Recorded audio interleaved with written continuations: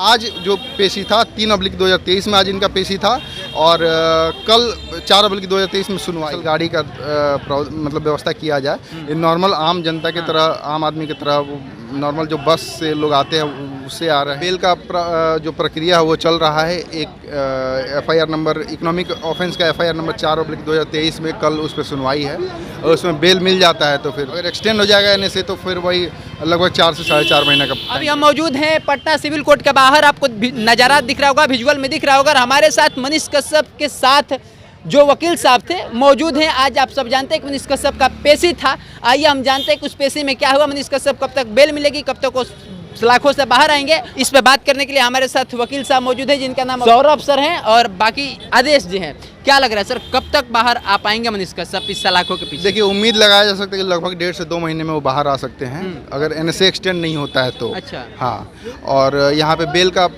जो प्रक्रिया है वो चल रहा है। एक FIR नंबर इकोनॉमिक ऑफेंस का FIR नंबर 4/2023 में कल उस पर सुनवाई है और उसमें बेल मिल जाता है तो फिर दूसरा जो केस है जिसमें बेल नहीं मिला उस पर सुनवाई होगा। आज कोर्ट परिसर के अंदर क्या हुआ सर, क्या फैसला है, क्या निष्कर्ष हुआ? देखिए, आज कोई फैसला नहीं आया है। आज इन्होंने एक पिटीशन दायर किया था जिसमें इनको एक स्पेशल गाड़ी का मतलब व्यवस्था किया जाए। ये नॉर्मल आम जनता की तरह, आम आदमी की तरह नॉर्मल जो बस से लोग आते हैं उससे आ रहे हैं। तो इनका ये मानना था कि एक पब्लिक फिगर है, इनको जान को लेकर खतरा भी हो सकता है तो इनको स्पेशल गाड़ी प्रोवाइड किया जाए। तो उसी को लेके आज सुनवाई हुआ जिसमें जज साहब ने एक डेट को एक्सटेंड किया है। सरकारी वकील से बोल रहे हैं कि रिजॉइंडर आप इसमें फाइल करिए और अगले डेट पे इस पे बहस करिएगा। क्या लग रहा है उनको फिर ये गाड़ी मिल पाएगी जो सुविधा को उन्होंने मांग किया है? देखिए, अगले डेट पर जो APO हैं उनसे रिजॉइंडर फाइल करने के लिए कहा गया है और हियरिंग होगा अगले डेट पर। उसके बाद कोर्ट ये डिसाइड करेगी कि उनके लिए गाड़ी जो है स्पेशल प्रोवाइड की जाए या नहीं की जाए। ये एक कानूनी प्रक्रिया है, वो अगले डेट पर ही डिसाइड होगा। अच्छा सर, क्या लग रहा है कब तक वो जेल से बाहर आ पाएंगे? लगभग 1.5 से 2 महीने में उम्मीद लगाया जा सकता है अगर NSA एक्सटेंड नहीं होता है तो। हाँ। अगर एक्सटेंड हो जाएगा NSA तो फिर वही लगभग 4 से 4.5 महीने का टाइम पीरियड बढ़ जाएगा। आपको तो कानून की जानकारी है सर, क्या लग रहा है एक्सटेंड हो पाएगा, उसका डेट बढ़ाया जाएगा? देखिए, वो वहाँ की गवर्नमेंट पे डिपेंड करता है क्योंकि जब भी कुछ NSA को हर 3 महीने बाद एक्सटेंड किया जाता है, एक्सटेंड करने के लिए उनको कारण बताना पड़ेगा कि क्यों और एक्सटेंड किया जाए।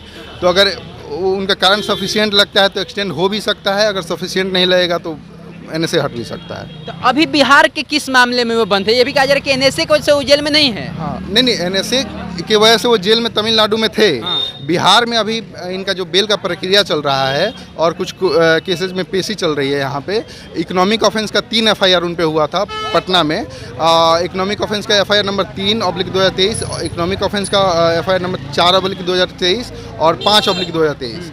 तो इसमें आज जो पेशी था 3/2023 में आज इनका पेशी था और कल 4/2023 में सुनवाई है बेल के मैटर पे। जब मनीष भाई आपसे मिलते हैं तब पूछते हैं कि सर क्या लग रहा है, कब तक हम बाहर हो पाएंगे, आप लोग क्या कर रहे हैं, क्या नहीं कर रहे हैं? नहीं, बिल्कुल। आज मैंने पूछा कि क्या हाल है भाई, बोले कि हाल तो बस अब क्या ही कहें कि आप जेल से बाहर निकालिए तो हाल और बढ़िया हो जाएगा।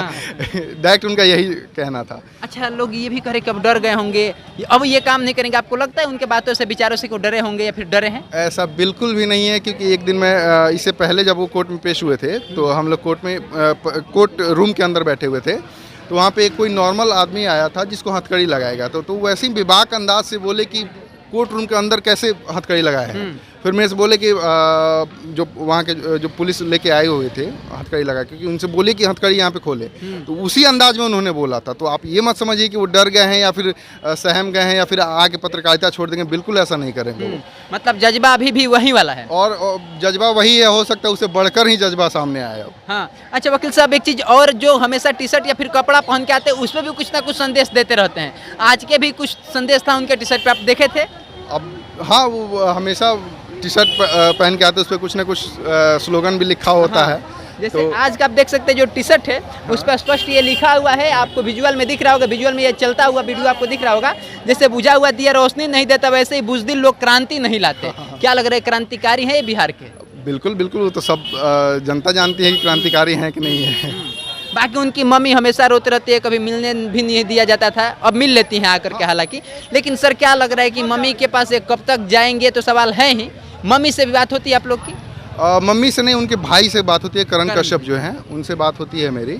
और ऐसा नहीं है कि मम्मी से मिलना नहीं दिया जाता। देखिए, अगर कोई भी अगर जेल में जाता है तो एक प्रावधान है, आप डेली नहीं मिल सकते हैं, हफ्ते में एक दिन का समय होता है, आप जाके मिल सकते हैं और बिल्कुल मिलने दिया जाता है। मिलने से कोई कहीं भी रोकना हुआ है ना होगा। और ऐसे ही पेशी हमेशा उनका चलते रहेगा, कोर्ट में वो आते जाते रहेंगे? जब तक बिल नहीं मिलता है तब तक, जब कोर्ट बुलाएगी तब तक आना पड़ेगा उनको। चलिए, तो बाकी आप सर के बात से कितने सहमत है, कितना सहमत है, दोनों ही प्रतिक्रिया जरूर कमेंट बॉक्स में दर्ज करिएगा। मेरा नाम सोनू आनंद है, आप ये वीडियो समाचार सूत्र पर देख रहे थे।